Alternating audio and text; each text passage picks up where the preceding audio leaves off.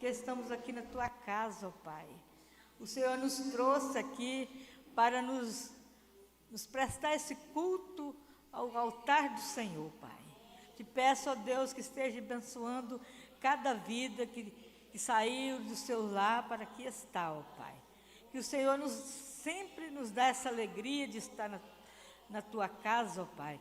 Não deixa que os problemas venham nos trancar entre quatro paredes de nossas casas, mas que o Senhor possa estar abençoando e colocando essa alegria no nosso coração, de estar sempre na tua casa, ó Pai. Abençoa aqueles, ó Pai, que não puderam estar, ó Pai. Principalmente aqueles faltosos, tantos tempos, ó Pai, que está acomodado dentro de seus lares, ó Pai. Que o Senhor vá ao encontro de cada um deles, ó Pai, renovando, dando força a eles, dando vigor, para que eles possam ser despertados, para estar aqui na tua casa também, ó Pai. Coloca desejo no coração deles, ó Pai.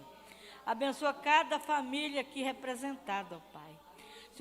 Se eu possa estar recebendo esse culto como cheiro suave nas tuas narinas, ó Pai. Nos dá, ó Pai, a oportunidade de estar sempre na tua casa. Se eu possa estar abençoando os nossos familiares, ó Pai. Visitando nossos filhos que se encontram distantes, ó Pai. Só o Senhor possa cuidar de cada um deles, ó Pai. O Senhor é um Deus que cuida de nós aqui e cuida dos nossos filhos naquele país tão distante, ó Pai. Eu te peço, ó Deus, pela vida da nossa igreja, ó Pai.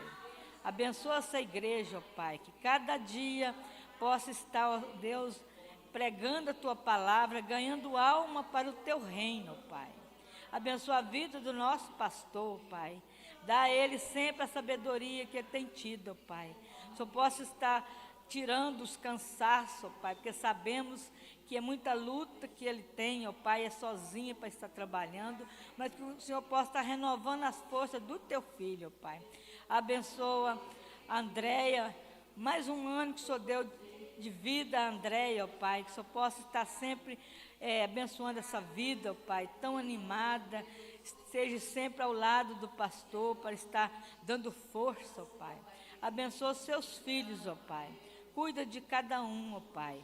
Abençoa também os filhos do pastor, principalmente o Gabriel, a irmã Helena ali em Valadares. Cuida de cada um deles, ó Pai. Eu te peço, ó Deus, que fica conosco ao passar dessa noite, ó Pai. Nos dá sempre, ó Pai, sabedoria, ó Pai. Te peço, ó Deus, que venha nos perdoar os meus pecados. Essa é a oração que eu faço, não no meu nome, mas no nome santo de Jesus, é que eu faço essa oração. Amém.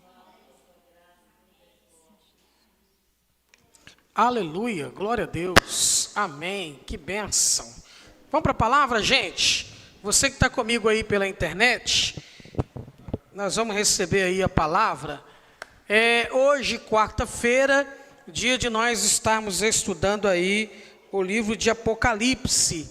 E hoje eu quero entrar com você, trabalharmos juntos a quarta carta das 7 igrejas, ok? Vamos aí receber a palavra. Eu convido você a abrir a Bíblia comigo, por gentileza, em Apocalipse, capítulo 2, versos 18 ao verso 29.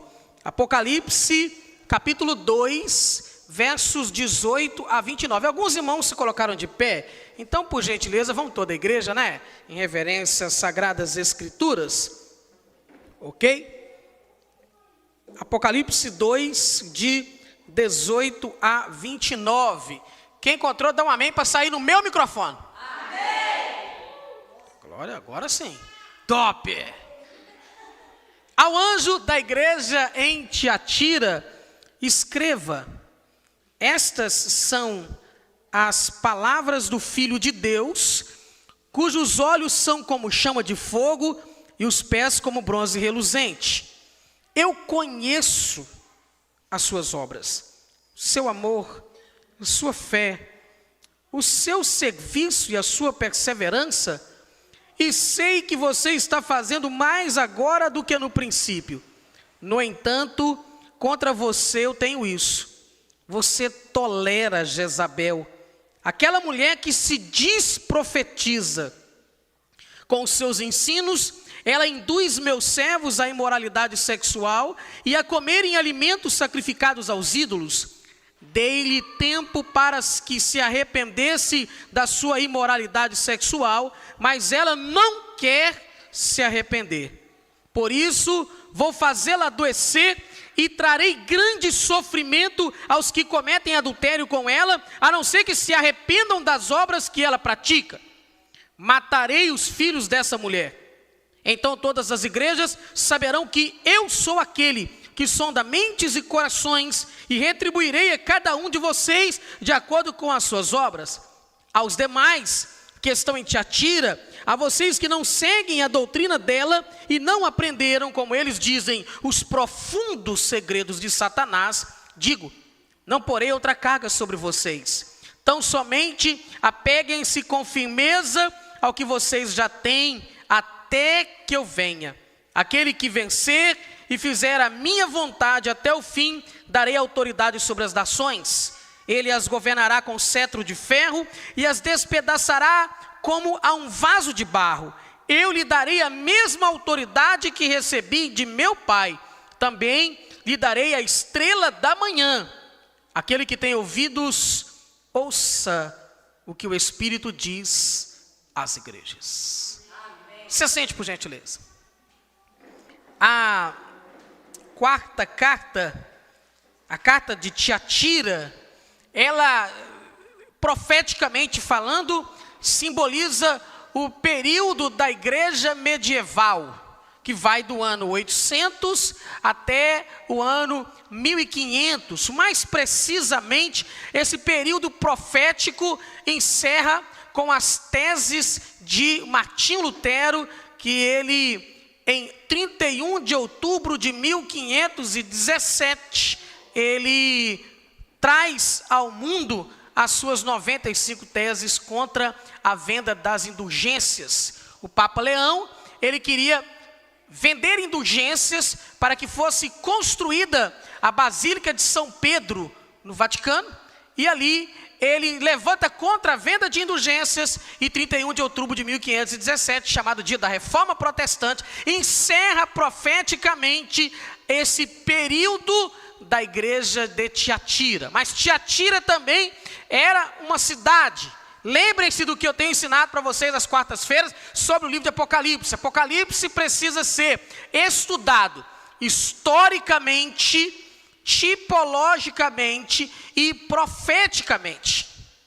Então você precisa olhar para o Apocalipse com 3 óculos: observar história, observar a tipologia. Depois nós vamos chegar lá na frente, nós somos Apocalipse 2 ainda. Quando nós chegarmos lá em Apocalipse capítulo 13, você vai ver da besta que subiu do mar, a besta que subiu da terra. Não é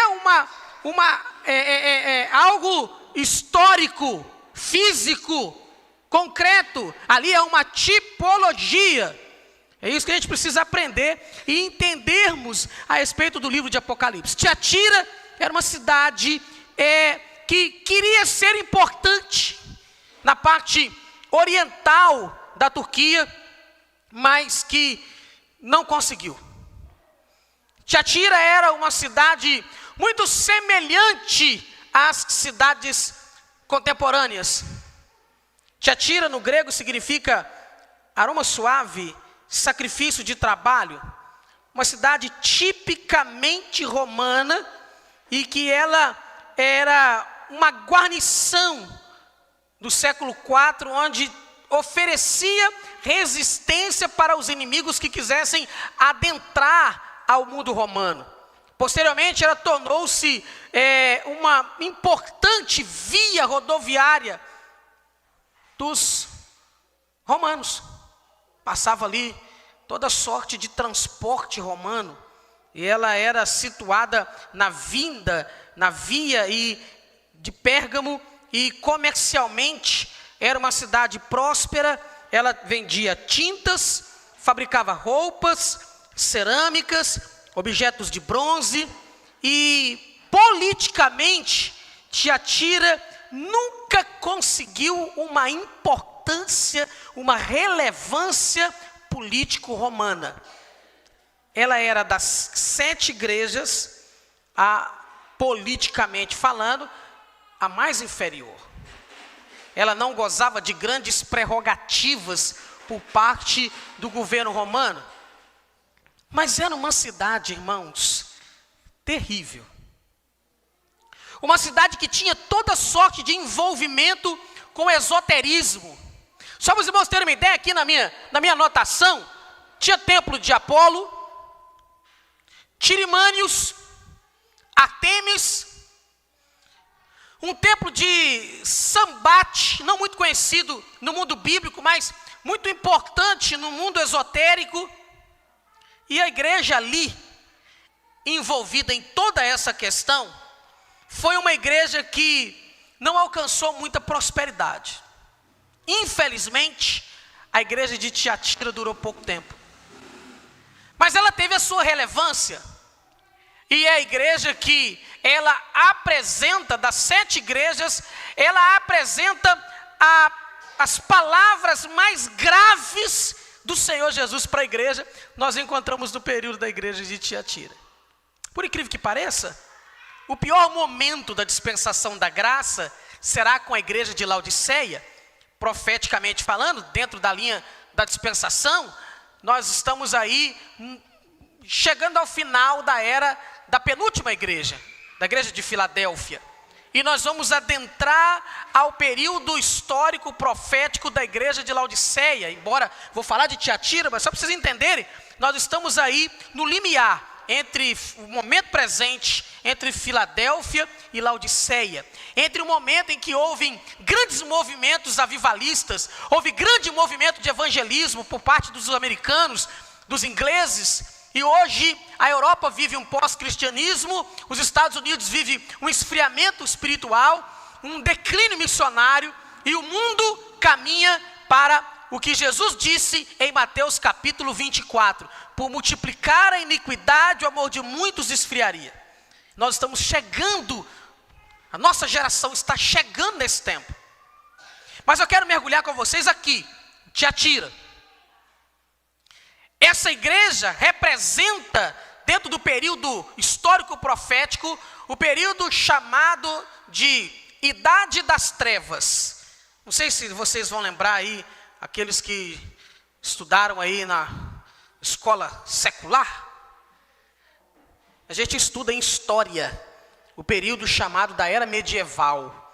Vocês lembram da Era Medieval? Do período onde haviam os reinos medievais, o feudalismo e etc. O feudalismo foi muito forte na França, em alguma parte da Alemanha, da Inglaterra, onde tinha o senhor feudal, os vassalos e os suzeranos.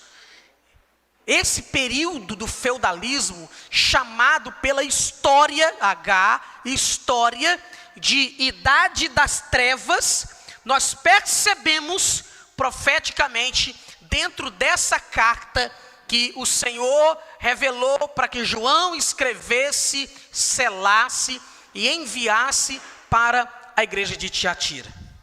Então, nessa carta, quando a gente observa, só há um período que o Senhor elogia a igreja. O grande perigo para nós é perdermos a sensibilidade espiritual, é perdermos o apreço, o amor pelas coisas do Senhor, acharmos que somos igreja, mas na verdade estão distantes do Senhor. Tiatira traz esse problema para nós. A carta mostra-nos que a igreja pode decair a um nível baixíssimo e apesar disso ser chamada de igreja. Sabe qual é a grande palavra de Tiatira? Vamos resumir a carta de João a Tiatira numa palavra só. Sabe o que é? Tolerância.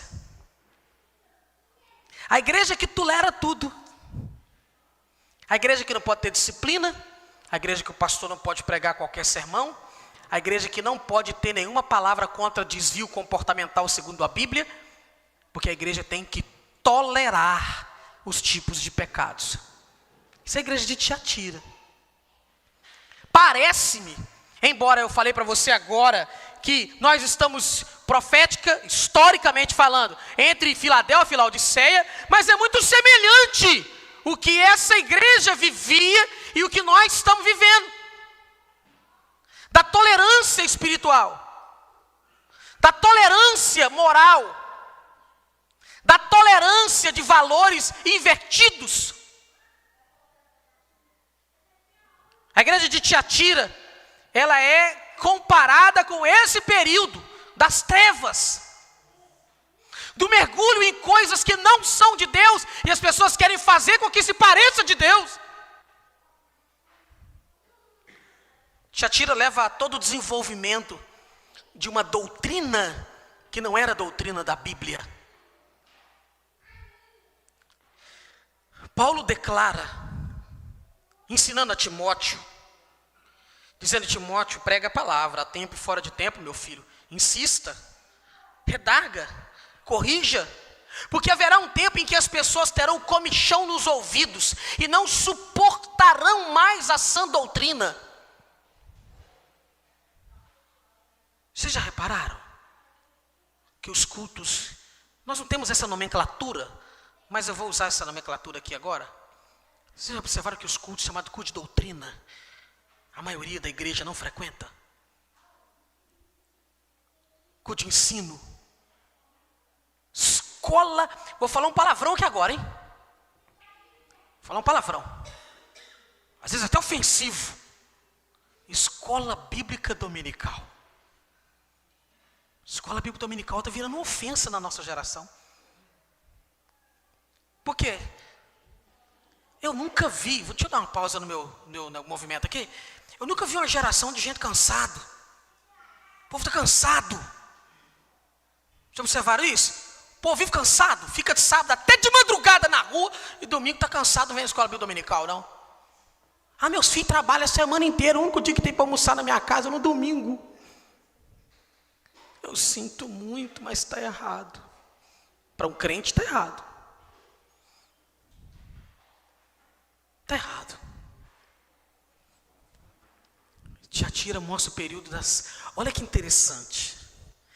Período das trevas.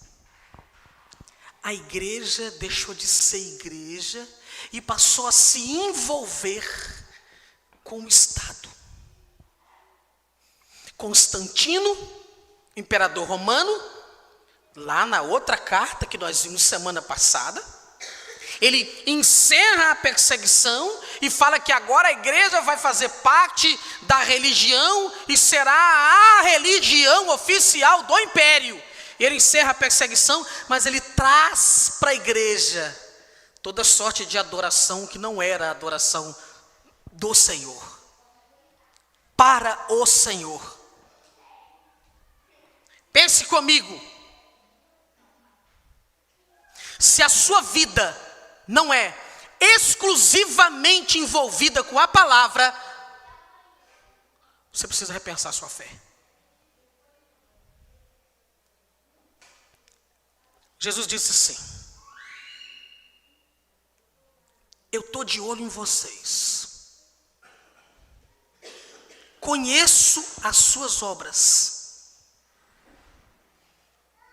Ele conhecia o Estado. A igreja tolerava Jezabel. Eu separei aqui e anotei alguns textos no decorrer do estudo, a gente vai ver quem era essa mulher. E uma hora dessa eu vou dar uma palavra exclusivamente só sobre o comportamento, a pessoa, o arquétipo de Jezabel. 1 Reis 16:31.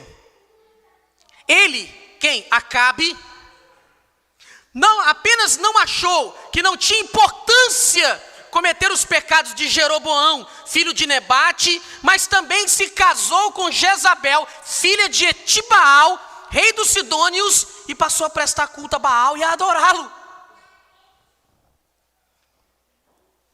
Jezabel, essa Jezabel, ela era sacerdotisa mor de Baal, vinda de Sidom. E a proposta do seu pai era que Acabe tivesse um casamento político com Jezabel, para que Sidom e o reino do norte tivessem uma parceria e pudessem juntos guerrear contra a Síria, contra também a Síria, e marcarem os seus territórios, e esses inimigos que eram muito fortes juntando ao Egito, não viessem e invadissem Israel, o reino do norte, e não invadissem também Sidom. Só que no meio do caminho, aconteceu uma questão. Acabe se apaixonou por Jezabel. E Jezabel dominou Acabe. E Acabe fez absolutamente tudo o que Jezabel queria que se fizesse. Verso 18, Apocalipse 2, 18. Está todo mundo aqui comigo? Estão vivos? Amém? Essa carta aqui é meio forte, irmãos. Tem uns negócios meio complicado aqui, mas nós vamos sair lá na frente, se Deus quiser. Amém? A vida cristã não é só coisa tranquila. Tem coisa forte para nós aqui também. Ao anjo da igreja de Tiatira, ou em Tiatira, escreva: essas são as palavras do Filho de Deus, cujos olhos são como chama de fogo e os pés como bronze reluzente. O Filho, o Senhor Jesus, olhos como chama de fogo, ensina-nos um discernimento penetrante quanto ao verdadeiro caráter de cada crente, bem como quanto ao real estado de cada igreja local. Ei, nem toda igreja vazia é ausência de Deus. Nem toda igreja cheia é significado de presença de Deus. Entenda isso. Quem tem poder para fazer, para liberar o diagnóstico é Jesus. Ele é o fiel da balança. É Ele que tem poder para nos trazer a palavra. E ei, como está dizendo aqui, os seus olhos são olhos de chamas de fogo. Fogo é para purificação. Os seus olhos tinham poder para trazer o entendimento do verdadeiro, real, cristalino caráter de cada pessoa. Entenda uma coisa que eu vou te falar. A Bíblia diz que o Espírito de Deus sente ciúmes de nós.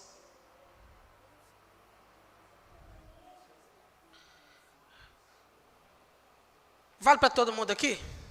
As meninas estão novinhas ainda, mas vão chegar lá. A moça arruma um namorado. Aí acontece alguma coisa, eles têm um desentendimento no namoro. Aí a moça, para fazer ciúme no namorado, fala no WhatsApp com quem? Com o ex-namorado. Aí o namorado vê ela falando no zap com o ex-namorado. Vai dar o quê? Ciúmes. Pode gerar o quê?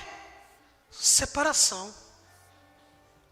Parece contraditório que Deus fica dizendo, não, Deus não está nessas briguinhas de namoro não. Para vocês entenderem, tem crente que provoca os ciúmes a Deus se envolvendo com o mundo. Se envolvendo com as coisas do mundo. Ei, olha para mim, você que está na internet aí, vai ficar gravado para você ver depois também. Não é normal o crente ir para festinha. Não é normal o crente ir para baladas. Não é normal o crente liberar determinados tipos de palavras. Não é normal o crente ter um comportamento semelhante do não crente. Isso provoca ciúmes a Deus. Estão aqui comigo? Só ligar comigo aqui, pode ficar tranquilo. Toda criança faz barulho. Eles não sabem, mas quando eu era da idade deles, eu era 10 vezes pior do que eles. Só que eu tenho uma grande desvantagem. Eu não fui criado na igreja. Sabia disso, Eunice? Eu fui criado na igreja, não. Meu pai e minha mãe não me criou na igreja, não. Então é o privilégio. Fé vem pelo ouvir pela palavra. O menino está andando para lá e para cá, o pastor está pregando, o menino está pregando. É só os irmãos olhar para o pastor, que eu não perco a linha de raciocínio. Aí o menino cresce, aí vai falar um negócio, fala assim, eu ouvi lá na igreja. O pastor estava pregando assim. Eles estavam movimentando, mas estava ouvindo. Estão comigo? Para finalizar esse adendo ao comentário, Jesus disse assim: se vocês forem como as crianças, vocês vão herdar o reino de Deus. Jesus falou esses negócios. Vou voltar para o texto. Deixa eu ver quanto tempo eu tenho mais para falar. Ok? Ele tem olhos como chamas de fogo, pés semelhantes ao bronze polido. Em Tiatira tinha uma indústria de bronze, tinha uma manufatura de bronze, e eles sabiam que a aparência do bronze vermelho, rubro, encontrava chamas que refinavam.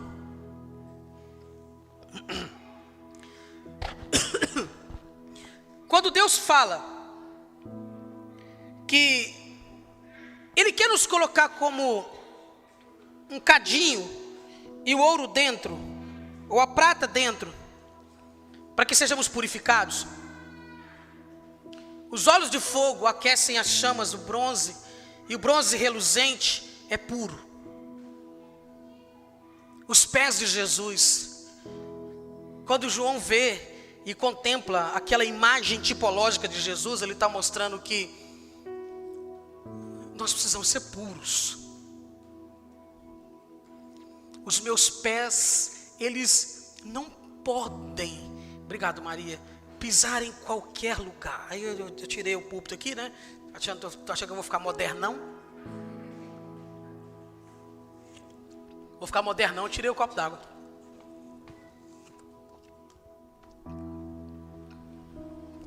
Ele está falando que os pés são instrumento do movimento. Bronze fala de autoridade, de administração de justiça. O altar de sacrifício era de bronze.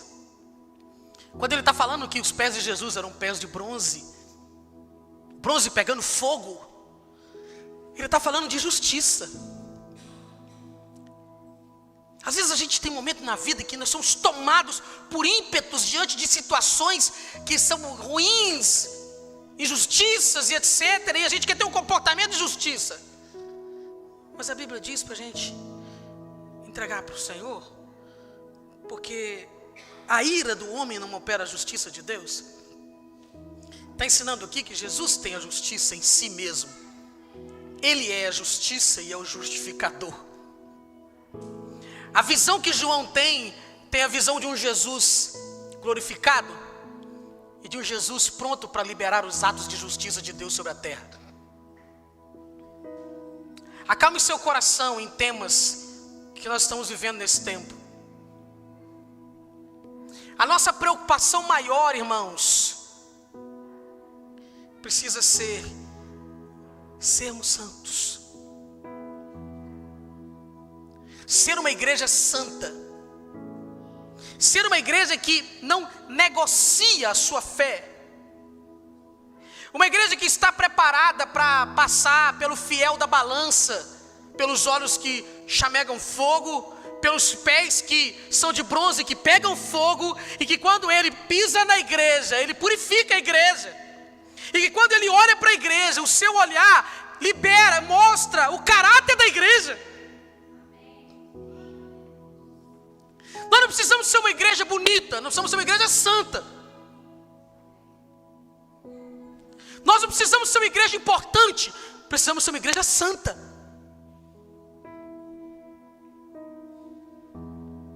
Verso 19. Vale um amém até aqui? Eu conheço as suas obras, o seu amor, a sua fé, o seu serviço, a sua perseverança, e eu sei que você está fazendo mais agora do que no princípio. Eles faziam muito. Esse versículo, ele é muito complexo. A igreja era muito operante. Ela fazia muita coisa.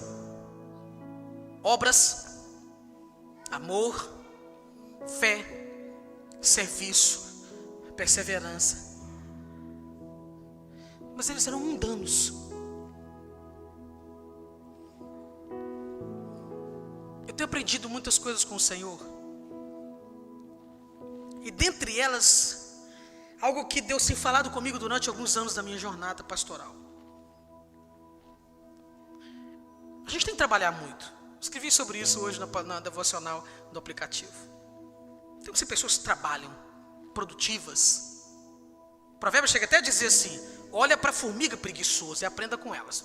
Ok, mas o que eu quero dizer para vocês, que o mais importante para a nossa jornada é sermos.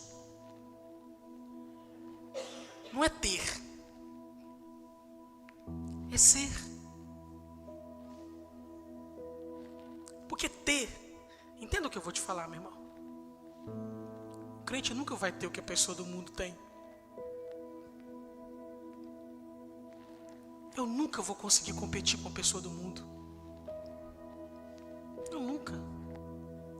Jeremias fala assim: se você não consegue andar, acompanhar os que estão a pé, imagina acompanhar os que estão a cavalo. Não dá. Nós temos um ministério de louvor razoável. Traz uma banda do mundo e bota a galera para tocar aqui. Massacra todo mundo do louvor. Por quê? Eles são muito melhores. Mas é melhor eu tocar Dó, Ré, Sol, Fá sustenido, Mi menor, e voltar à sequência, mas ter unção, do que tocar várias notas dissonantes, que eu não sei nem fazer as posições do violão, e não ter unção. Não é sobre fazer bonito. Eu posso imaginar o culto da igreja de Tiatira. Era um culto top. Eles faziam. Olha só as características: amor, fé, serviço, perseverança. E faziam cada dia mais bem feito. Eles eram muito bons profissionais, mas não eram bons adoradores. Deus disse: eu conheço vocês. Eu conheço cada um de vocês. Só que essa igreja recebe uma das mais severas, como eu disse há minutos atrás, recebe uma das mais severas palavras do Senhor. Ele disse: mas vocês precisam ajustar algumas coisas. Vocês precisam ajustar algumas coisas.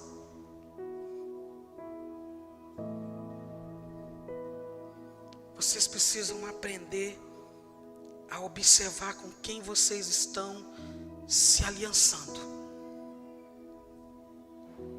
Vocês precisam analisar com que tipo de gente que vocês estão andando. Dia 16 de agosto, 2 dias antes do aniversário da minha mãe, a Andréia faz aniversário 18 de julho e minha mãe 18 de agosto. É muito interessante porque a Dainha faz aniversário no dia que o templo de Jerusalém foi destruído pela primeira vez. 18 de julho de 586. A Dainha não era nascida ainda, porque senão, né, Maria? Ia ser um negócio de 586 antes de Cristo. Ela fez aniversário ontem. Nós ia ter que tirar sangue dela e fazer um remédio para todo mundo viver esse tanto de tempo, né? E a minha mãe nasceu próximo do dia em que Jerusalém foi destruída pela segunda vez. A primeira vez em julho, a segunda vez em agosto. Jerusalém cai com Nabucodonosor, dia 18 de julho, e cai com Tito Vespasiano em 30 de agosto. Então, pertinho. Mas a gente precisa analisar, voltando para aqui, Quais têm sido as nossas alianças? 16 de agosto vai fazer 20 anos que eu fui ordenado pastor, e 23 de ministério. Entenda uma coisa, às vezes eu vou falar aqui e os irmãos vão assustar, mas é sério. Você que está na internet aí, eu tenho que ser fiel à palavra de Deus e fiel à minha palavra. Ser pastor não é para qualquer um. Segundo, ser pastor é abraçar uma vida de solidão. O pastor é uma das pessoas mais sozinhas da terra. Vive rodeado de pessoas e é uma pessoa extremamente sozinha. Por quê? Tem coisas que eu vivo que a minha mãe não pode saber, e a minha esposa não pode saber, e os meus filhos também não podem. Porque são dores do ministério. Existem batalhas que o pastor enfrenta na oração por uma igreja, que a família não sabe o nível da batalha. E existem coisas do ministério que, se os irmãos souberem, vocês nunca vão querer ser pastor. Parece que a professora, não, então meu Deus do céu, ser pastor é a pior coisa do mundo. Não é não, irmão, segunda-feira está todo mundo trabalhando, eu estou à toa.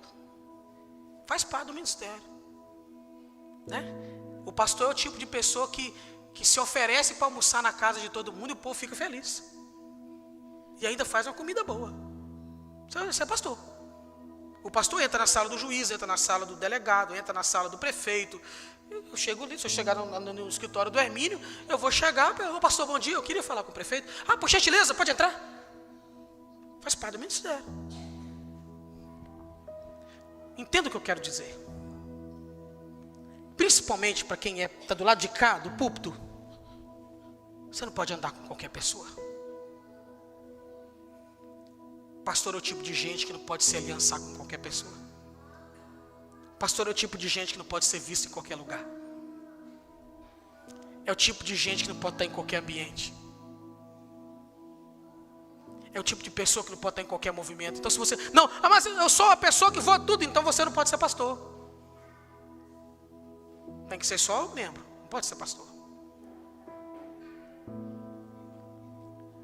O Senhor disse assim: eu tenho uma coisa contra vocês.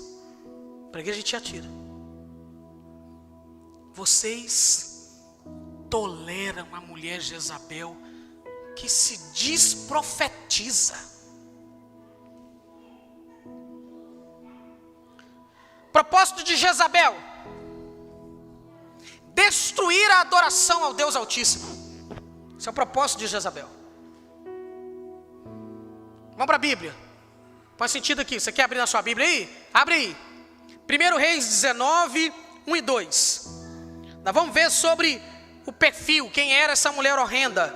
Foi uma rainha imoral, esotérica, que lutou contra o profeta escolhido de Deus, e assim foi defiando e negando a autoridade divina, espiritual legítima, e ela foi destruindo a comunidade que adorava o Senhor.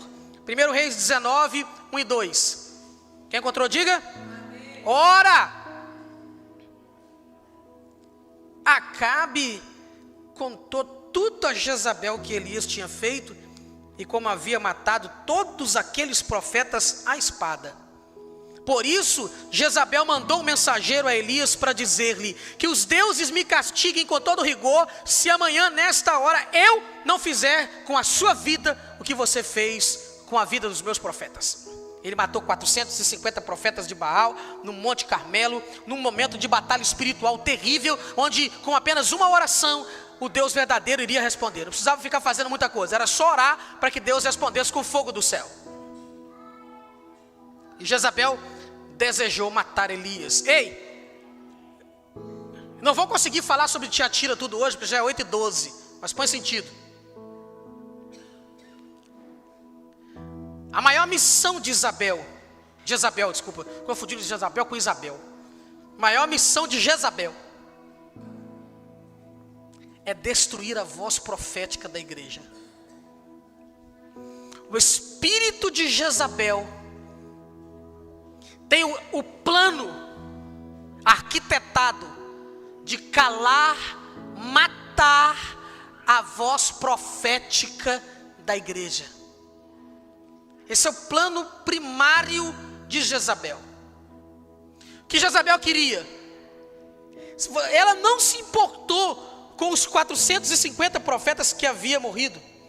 Ela se importou porque Deus ouviu a oração de Elias. E Deus falou para a igreja de Tiatira: vocês estão tolerando essa mulher que se diz profetiza, essa mulher que ela está levando vocês a se afastarem de mim. Ela quer calar, destruir, matar, arruinar, assolar a voz profética. Toda igreja, seja ela tradicional ou renovada, seja ela fundamentalista ou reformada, toda igreja, ela tem sua voz profética. E o espírito de Jezabel quer calar a voz, porque a palavra de Deus é o espírito da profecia. E na nossa geração, a igreja está se afastando da voz profética. O que é a voz profética, meu irmão? A palavra revelada. A palavra de Deus revelada para a nossa história, para a nossa vida, para a nossa salvação, para o bom andamento da igreja. E Jezabel, ela quer calar a voz profética. Eu vou dar uma pausa aqui hoje. Semana que vem eu vou continuar a partir daqui. Você que está comigo na internet, semana que vem eu volto a falar desse tema. E a gente vai concluir a igreja de Tiatira. O que Deus está falando sobre a igreja, para a nossa geração. Fique com essa palavra no seu coração, sobre quem nós somos. O que nós podemos avaliar, fazer uma autoanálise, buscarmos uma anamnese espiritual, para ver qual tem sido a altura da régua de medir da nossa vida, porque os padrões de Deus são altos, e que essa palavra possa se cumprir na sua vida, e que você possa viver a boa, perfeita e agradável vontade de Deus. Amém, pessoal? Despeço de você que está na internet. Deus te abençoe, abração. Semana que vem eu vou estar aqui de volta, ok? Um abração, tchau, tchau.